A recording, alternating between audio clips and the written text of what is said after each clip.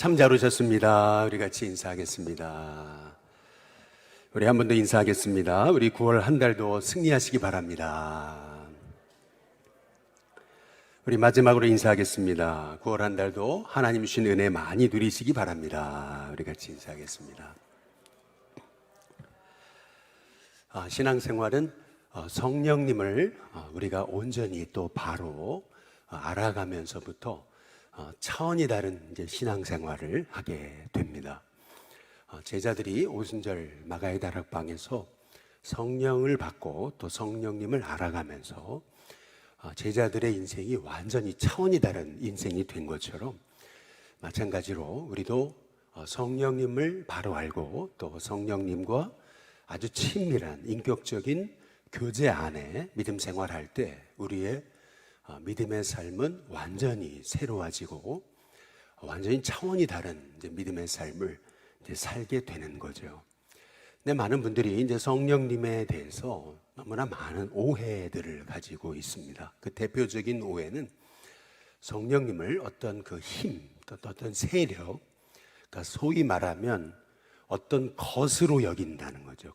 것이 아니고 성령님은 그 분이시라는 거예요. 인격이시라는 거죠. 다시 말해 인격의 특징은 뭐냐면 인격은 교제하기를 원한다는 거예요. 그리고 인격은 존중받기를 원한다는 거죠. 다시 말해 성령님은 우리 안에 오셔서 지금도 우리와 교제하기 원하시고 또 그분의 음성에 우리가 청종해서 그분의 음성을 존중하고 따라가고 순종하기를 이제 원하시는 것이거든요. 이렇게 성령님을 알아가고 또 성령님과 교통하고 교제하면서 실은 우리의 신앙생활이 완전히 전과는 다른 차원이 다른 신앙생활이 이제 시작되게 이제 되는 것입니다. 보통 우리가 성령님을 우리가 소개할 때 우리 구약 시대는 성부 시대, 또 신약 시대는 성자 시대, 또 지금은 성령 시대, 뭐 이렇게 우리가 구분을 하는 것을 종종 볼 수 있습니다.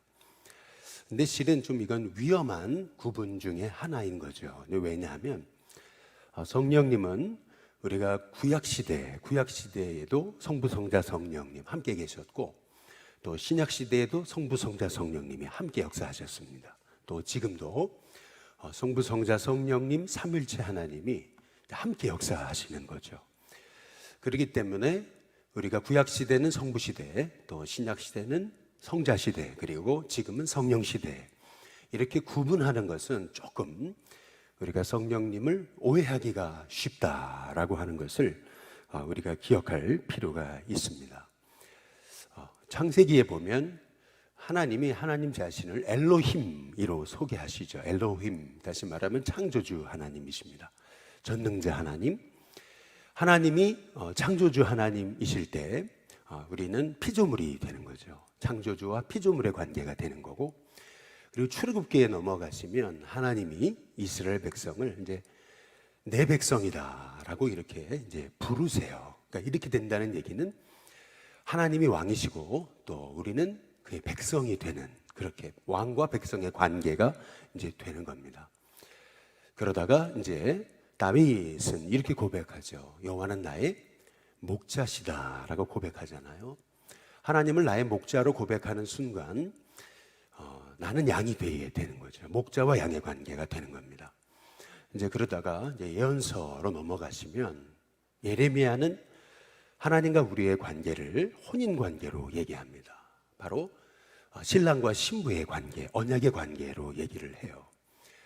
그래서 예레미야 31장 31절에 보면 32절까지 내가 그들과 남편과의 언약을 맺었음에도 불구하고 내 언약을 깨뜨렸다, 이제 이렇게 말씀합니다. 그래서 새 언약을 맺겠다, 이제 이렇게 말씀하고 계세요. 그 새 언약이 뭘까? 에스겔서 36장 26절 27절에 보면 새 영, 곧 하나님의 영, 성령님을 우리 속에 주시겠다, 이제 이렇게 말씀하세요. 우리 속에, 우리 안에 이제 성령님이 오시겠다는 거죠. 그래서 우리의 육신에서 굳은 마음, 돌처럼 굳은 마음, 굳어진 마음을 제거하고 그리고 살처럼 부드러운 마음을 주실 것이다. 이제 이렇게 말씀하세요. 새 언약, 그것은 전과는 완전 다른 언약이라는 거예요. 과거에 애굽에서 이스라엘 백성이 나올 때 주셨던 언약과는 완전히 차원이 다른 언약이라는 거예요. 그 언약은 뭐냐면 바로 성령님을 내 속에 보내시겠다라는 거죠. 그래서 요한복음 14장 16절 17절에 보면 보혜사 곧 성령님을 우리 속에 보내실 텐데 그분이 우리와 영원히 함께 하실 것이다. 그러시면서 요한복음 14장 17절에 보면은 내가 너희와 함께 있고 또 너희 속에 있겠다라고 이렇게 이제 말씀하고 계세요. 우리가 성령님을 알고 그리고 성령님과 교통하고 또 성령님과 교제하는 믿음의 생활이 되어야 되는 이유는 뭐냐면 성령님이 우리 안에 계시기 때문에 그렇습니다. 우리 안에 성령님이 계시다라는 것, 우리가 이 사실을 알게 되면서 실은 우리의 신앙생활은 완전 차원이 달라져요. 어떻게 차원이 달라지냐면 그 전에는 다 내가 하는 줄을 아는 거예요. 다 내가 하는 줄 알고 착각하는 거예요. 그런데 성령님이 내 안에 오셔서 내 안에 일하고 계신다라는 것을 알기 시작하면서부터 내가 하려고 하지 않아요. 성령님께 맡기기 시작하고 그리고 그분의 음성에 귀 기울이기 시작하고 성령님에 대해서 바로 알기 시작하면서 내가 전에 알지 못했던 것들을 이제 깨달아 알기 시작하는 겁니다. 이거를 성령님의 일루미네이션이라고 합니다. 조명. 그러니까 전에 몰랐던 거를 이제 밝히 알게 되는 거죠. 성령님에 대해서 요한복음 14장에 보혜사라고 그래요. 보혜사, 파라클레토스라고 하는 말은 바로 우리와 함께 계시는 분이라는 뜻인데 이제 이 말의 의미는 변호사라는 뜻입니다. 변호사가 하는 일은 우리 대신 싸우는 거잖아요. 마찬가지로 성령님은 우리 대신 오늘 악한 마귀와 싸우고 계시고 또 세상과 싸우고 계시고 우리 안에서 내가 어떻게 해야 될지 모를 때 나에게 어떻게 해야 될지 너무나 밝히 알려주시는 분이 이제 성령님이시라는 겁니다. 그래서 우리는 성령님이 내 안에 오셔서 어떤 일을 하시는가 우리가 그걸 좀 알아야 됩니다. 오늘 말씀이 실은 성령님이 내 안에 오셔서 하시는 일이 뭔가 이제 그거를 이제 말씀하고 이제 계시는 거죠. 우리 고린도전서 2장에 한번 9절에 보시면은 이렇게 말씀해요. 같이 한번 읽어보겠습니다. 함께 있습니다. 시작. 기록된 바 하나님이 자기를 사랑하는 자들을 위하여 예비하신 모든 것은 눈으로 보지 못하고 귀로 듣지 못하고 사람의 마음으로 생각하지도 못하였다 함과 같으니라.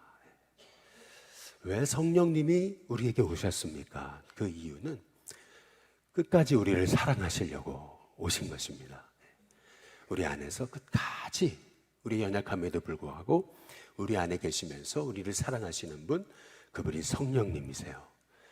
우리를 사랑하시는 성령님이 하시는 일이 뭐냐면 우리 안에 예비된 그 하나님의 복이 무엇인지를 이제 일루미네이션, 조명하십니다. 밝히 보고 알게 하시는 거예요. 여기 보니까 2장 9절에 하나님이 자기를 위해 자기를 사랑하는 자들을 위해 예비하신 모든 것은 눈으로 보지 못하고 귀로 듣지 못하고 사람의 마음으로 생각지 못한다라고 말씀합니다.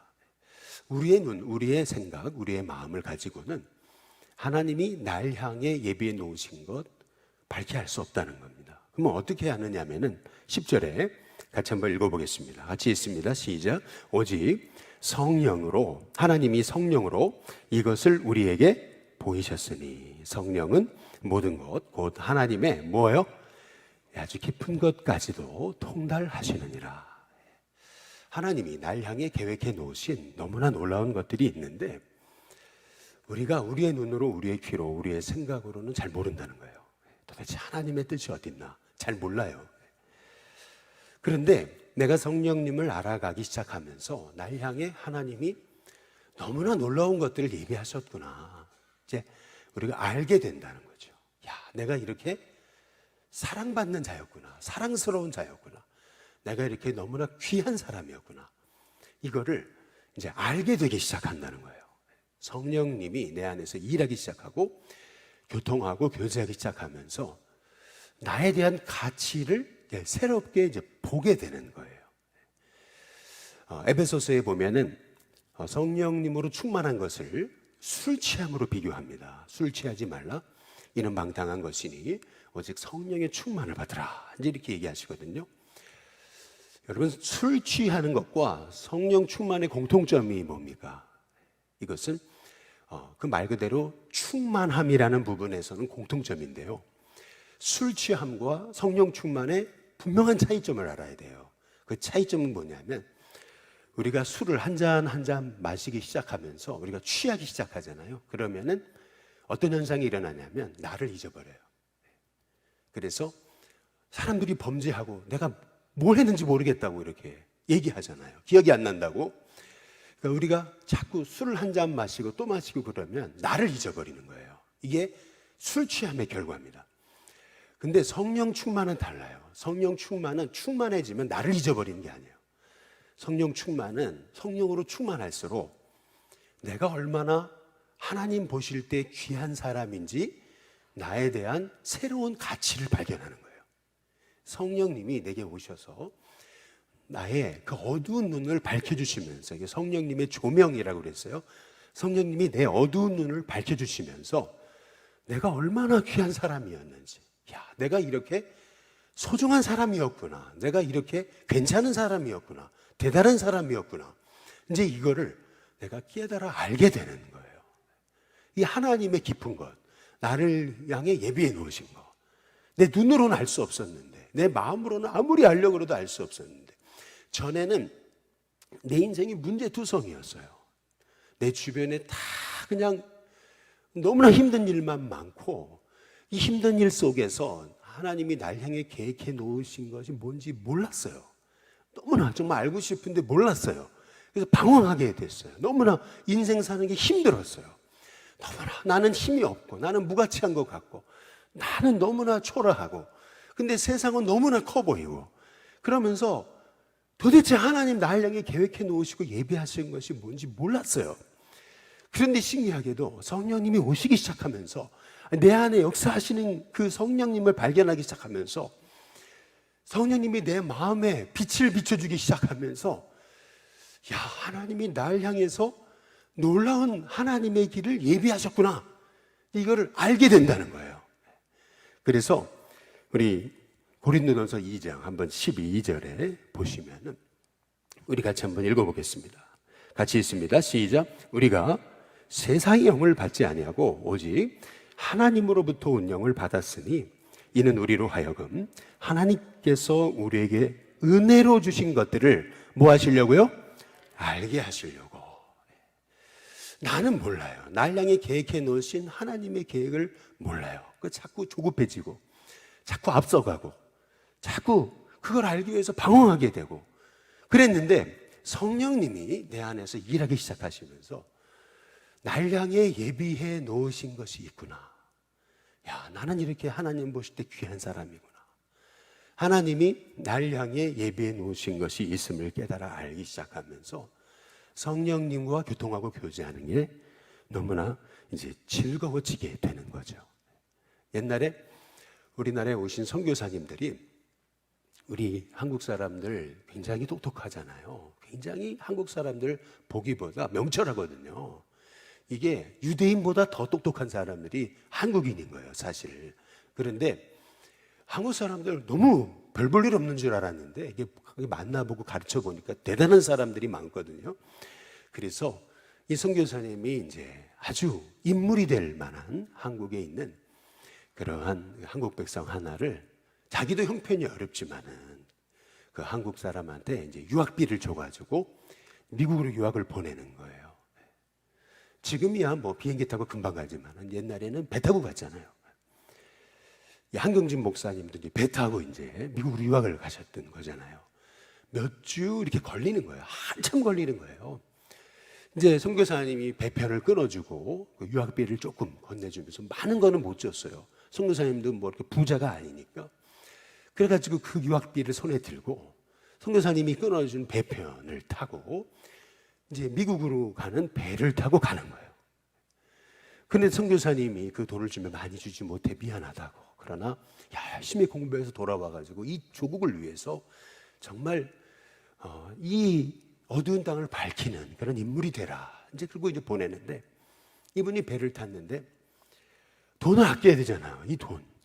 그 선교사님이 주신 돈이 얼마나 귀한 돈이에요. 그러니까요, 돈 아끼려고 그 배에서요 하루 이틀 사흘 나흘 해서 일주일을 굶었어요. 옆에 있는 사람이 그래요. 아니 사람이 왜 이렇게 초췌해지냐고 그랬더니 이분이 얘기하는 거죠. 아니 돈이 없어 굶었다고. 그랬더니 아니 그 옆에 있는 분이 그래요. 아니 그 티켓 좀 보라고. 티켓 안 봤냐고. 티켓을 보니까 뭐라고 써 있냐면 식사비 완불이에요. 무슨 말이에요? 이미 선교사님이 그 배 안에서 다 마음껏 먹을 수 있도록 거기에서 생활할 수 있는 모든 것을 이미 다 지불한 거예요. 하나님이요, 우리에게 하나님이 놀라운 길을 이미 다 예비하신 거예요. 다 계획하셨어요. 날 향한 하나님의 오묘하신 계획이 있어요.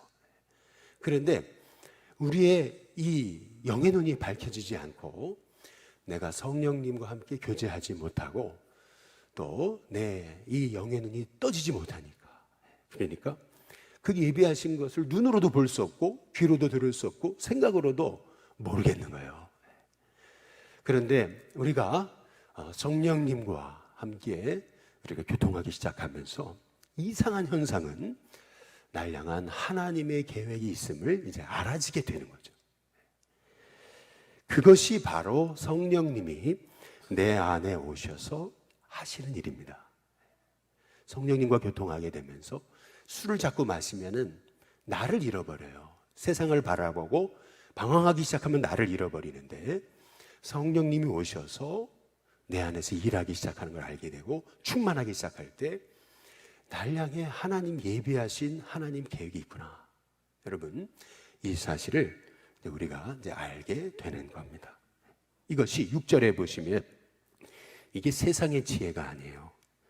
이 세상에서 없어질 통치자의 지혜도 아니에요. 이 7절에 보니까 오직 은밀한 가운데 있는 하나님의 지혜예요. 감추었던 것이에요. 그런데 그 지혜는 하나님이 우리의 뭘 위해서요? 영광을 위해서 만세전에 미리 정하신 것이에요.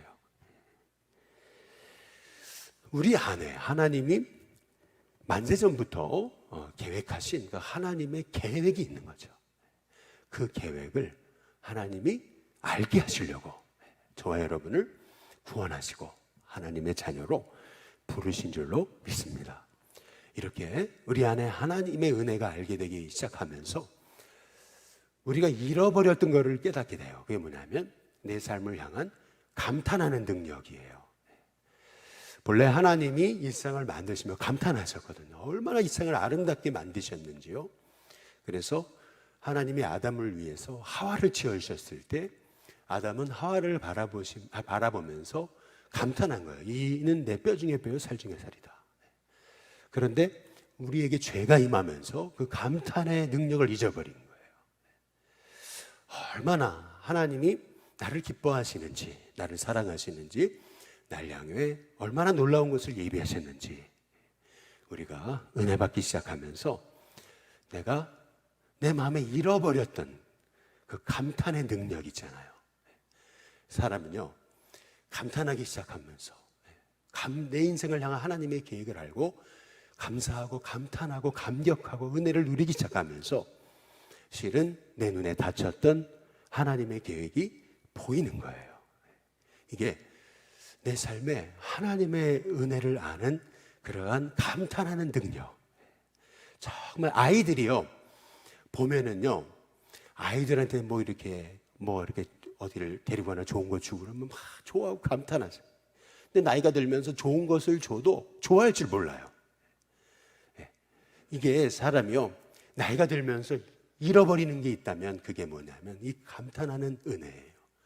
너무 좋은데 그 좋은 거를 표현할 줄 모르고 그냥 좋은가 보다, 뭐 좋은 거지 뭐 다 좋나 보다, 뭐 이렇게 별로 감탄이 없어요.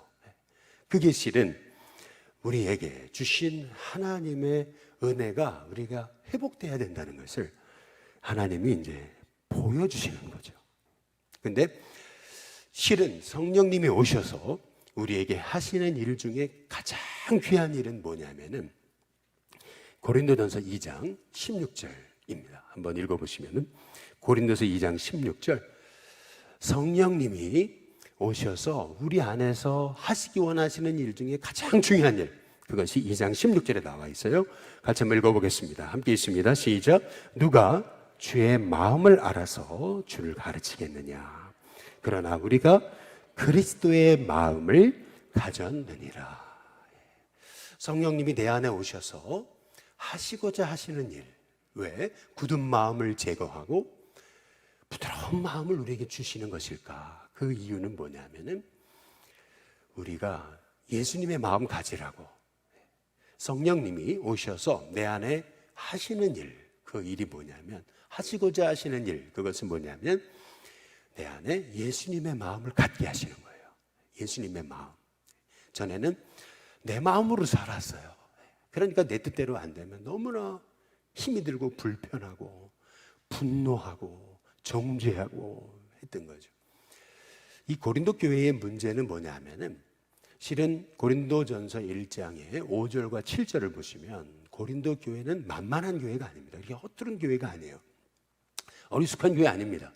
모든 언변, 모든 지식, 모든 은사에 모자람이 없었어요. 부족함이 없었어요.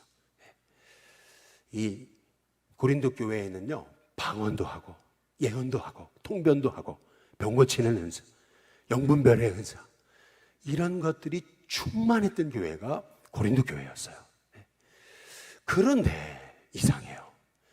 그들이 은사가 충만할수록 그들의 마음이 교만해지기 시작하는 거예요. 은사가 충만하면 주님의 일을 왜 일해야 되는데, 은사를 주신 목적은 뭐냐면, 은사를 주신 목적, 그것은 뭐냐면 섬기라고, 예수님을 높이라고, 예수님의 마음을 가지라고 은사 주신 건데, 여러분 은사가 뭐예요? 선물이잖아요.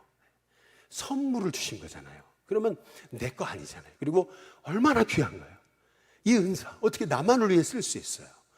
주님이 섬기기 원하고 기쁨으로 섬기다 보면은 그 은사를 통해 예수님이 높아지시고 주님이 영광 받으시는 건데, 그 은사가 내 건 줄 알고 착각하고, 그러다 보니까 은사 없는 사람들 낮게 보고 그러면서 정죄하고, 이제 그러다 보니까 편 가르고, 그렇게 네 편 내 편 우리끼리 이렇게 하면서 끼리끼리 되고 파당이 생겨지고, 바울파, 그리스도파, 아볼로파, 게바파, 팔이 나눠져 가지고 서로 분쟁하고 서로 다투고 싸우는 그런 교회가 되고 말았더라는 거죠. 그 이유가 뭘까? 그 이유는 뭐냐면, 실은요, 그래서 바울이 고린도전서 1장에서 십자가의 도를 얘기하는 이유는 뭐냐면, 그들에게요, 복음의 기초가 없었던 거예요. 예수님을 몰랐던 거예요, 사실은. 그래서 그들은 나중에는 부활을 부인합니다. 그래서 15장의 고린도전서에서 부활을 바울이 얘기하는 거예요. 부활을 그들이 부인하기 시작하니까 다시 오실 주님도 바라보지 못하는 거예요. 결국 그들의 열광주의, 은사주의, 그것이 결국에는 그리스도의 마음을 잃어버리게 한 거예요.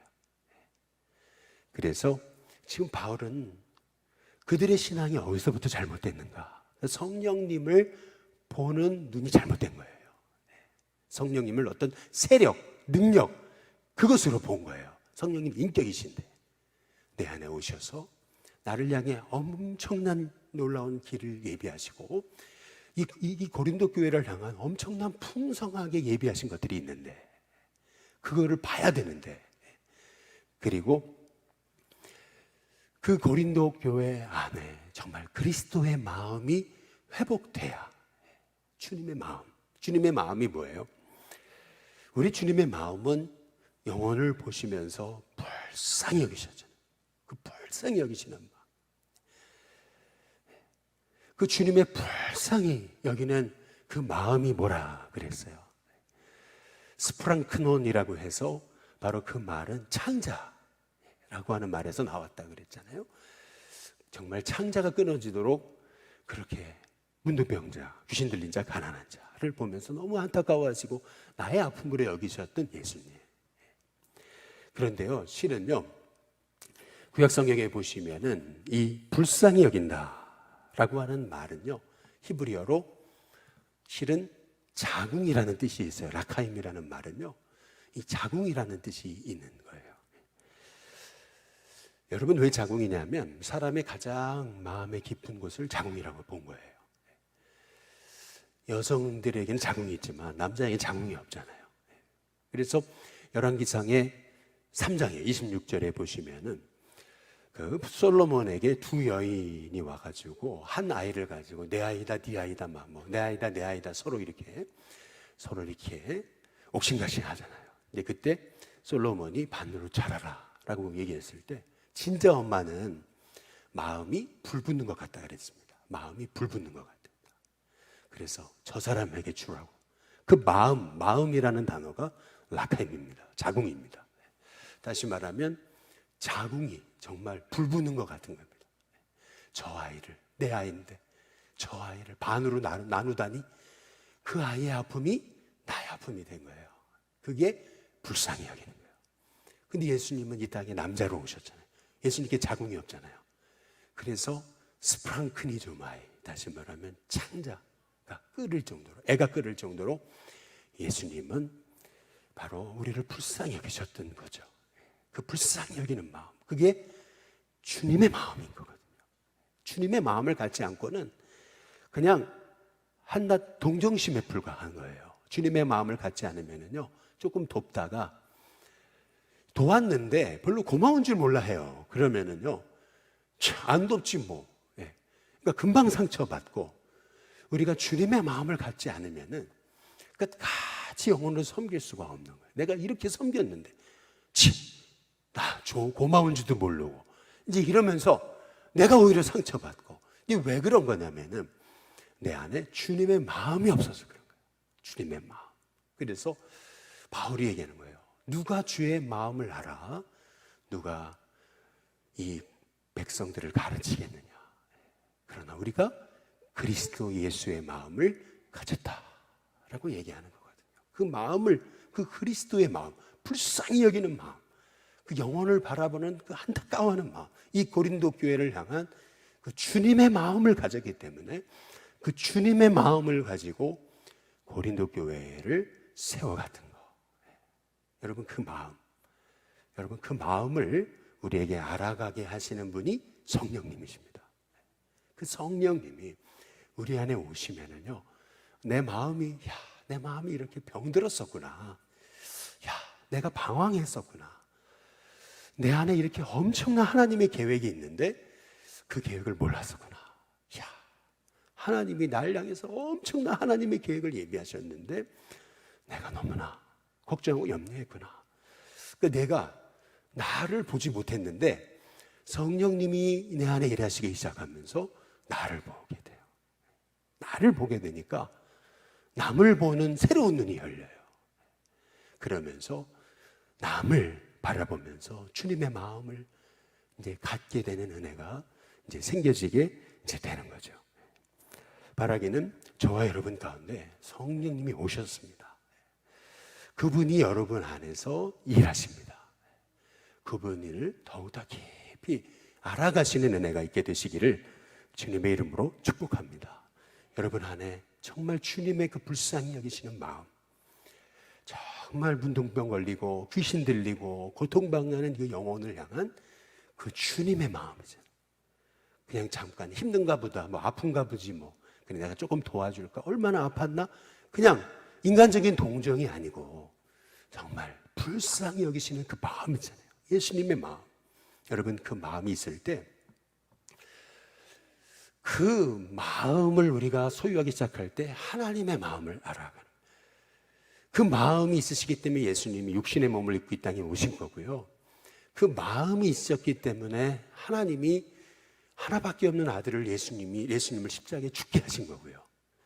그 긍휼의 마음이 있었기 때문에 스데반이 자기를 돌로 쳐 죽이는 자를 용서할 수 있었던 거고요. 불쌍히 여길 수 있었던 거고요. 자기를 돌로 쳐 죽이는데도 저들을 불쌍히 여겨달라고 할 수 있었던 거고요. 그 불쌍히 여기는 마음이 있었기 때문에 핍박당하는 한 가운데서도 제자들이 가서 가는 곳마다 순교당하면서도 주님의 마음을 잃어버리지 않고 복음 전할 수 있었던 거예요. 그래서 순교자가 증인인 거고요. 마르타라고 하는 말이 그것이 순교자라는 말이 증인이라는 말이고요. 그리고 그 마음이 있었기 때문에 그 옛날 그 미국과 영국과 스코틀랜드와 캐나다와 그 많은 그 엄청난 엘리트들이 세상 영광 바라보지 않고 이 소외된 한국 땅 와가지고 가난한 땅 와가지고 같이 가난해져가지고 이 백성의 영혼 살리면서 자기는 이 땅에 죽고 자식도 죽고 그러면서도 이 땅에 복음을 심은 거고 그 마음이 우리 안에 있어야 우리 일신교회 성도님들에게 있어야 그 마음을 회복해야 그래야 우리 한국 땅을 통해서 세계 열방에 복음을 전하시기 원하시는 그 하나님의 마음을 알게 되는 거죠. 그때 우리가 제사장 민족, 제사장 나라, 제사장이 되는 그런 은혜가 우리에게 깨달아지고 누려지게 되는 겁니다. 오늘 이 새벽에 하나님 우리에게 내 안에 성령님이 오셨는데 그 성령님과 더 깊이 교통하고 교제하고 내가 하는 것이 아니라 성령님이 내 안에서 하시기 시작하고 나를 향한 가치를 새롭게 보게 하시고 내가 얼마나 소중하고 귀한 존재였는지 내 안에 계신 성령님이 끊임없이 나를 이끌어 가실 것이고 내 삶을 통해서 엄청난 것들을 예비하셨고 무엇보다 성령님이 내 안에 오셔서 예수님의 마음을 그 불쌍히 여기는 마음을 불쌍히 여기는 마음 그 부드러운 마음 그 정말 순수한 마음이 있었기에 그 백성 하나하나 바라보시고 들에 나는 그 새와 공중에 나는 새와 이 들에 있는 백합화를 바라보시면서 늘 감탄하시고 귀히 여겨셨던 그 주님의 마음 그 주님의 마음을 우리가 깨달아 알을 통해서 저와 여러분 가운데 정말 하나님이 일하시는 그런 주님의 마음 주님의 통로로 쓰임받는 우리 일신교회 성도님들 다 되시기를 주님의 이름으로 축복합니다. 오늘 이 시간 같이 우리 마음이 상한 자를 고치시는 주님 우리 함께 성령님을 우리가 우리 마음속에 일하시는 성령님을 오늘도 우리가 기대하고 또 초청하고 또 의지하면서 오늘 이 시간 우리 찬양 같이 부르시고 우리 합심의 말씀 붙잡고 같이 기도하겠습니다.